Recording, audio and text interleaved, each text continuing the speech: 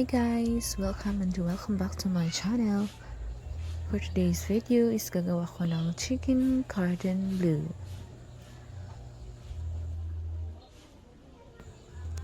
And these are the ingredients: chicken boneless, the street ham, and sliced cheese. Pwede din po yung Swiss cheese, or it depends upon your style. 1/3 cup of butter, and it should be melted, and then Spanish paprika. Ito yung ginamit ko na brand kasi mas strong yung flavors niya. Tsaka may fish thigh sauce for additional flavors of our chicken cordon bleu, and the ground black pepper.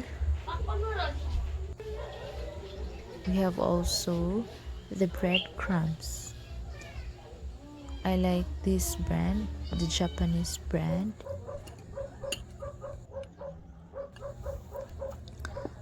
Una is lagyan na natin yung ating chicken ng melted butter.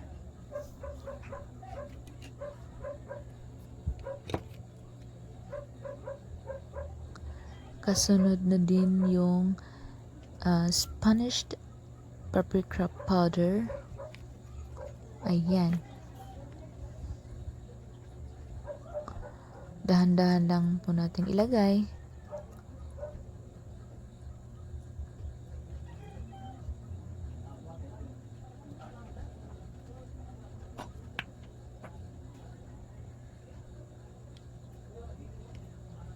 And then yung fish thigh sauce.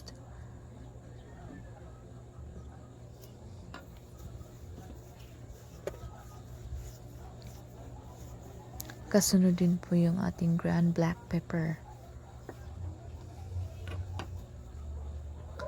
And then ilagay na yung sweet ham, cheese, the sliced cheese,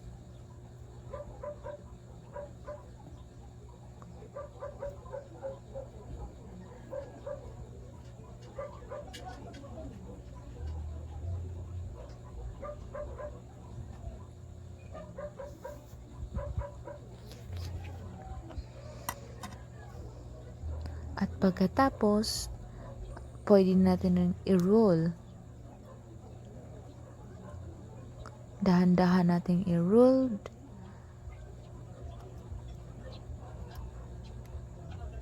At lagyan natin ng toothpick yung gilid para hindi po lalabas po yung nasa loob ng chicken. Okay?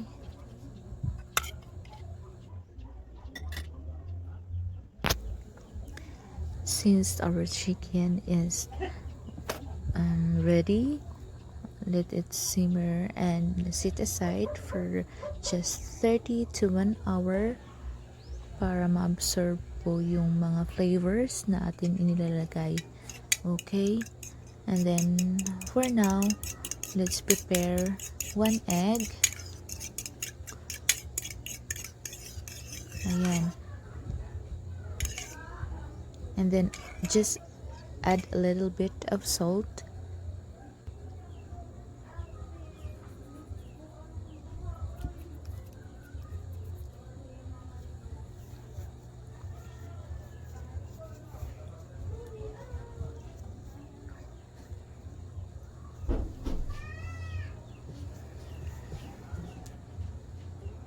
At pwede na nating ilagay yung ating rolled chicken sa ating egg beaten mixture.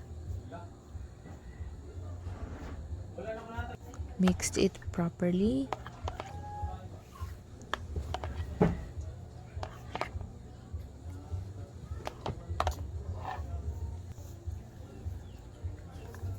And for other bowl, just prepare 1/2 cup of breadcrumbs for our last coating.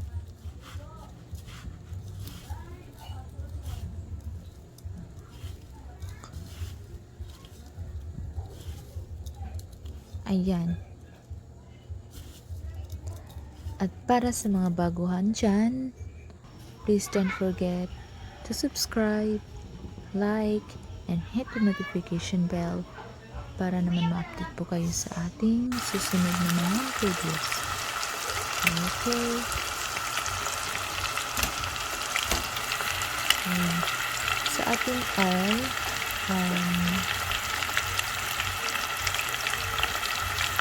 low to medium heat lang po yung apoy para hindi po masusunog yung ating niluluto. Ayan.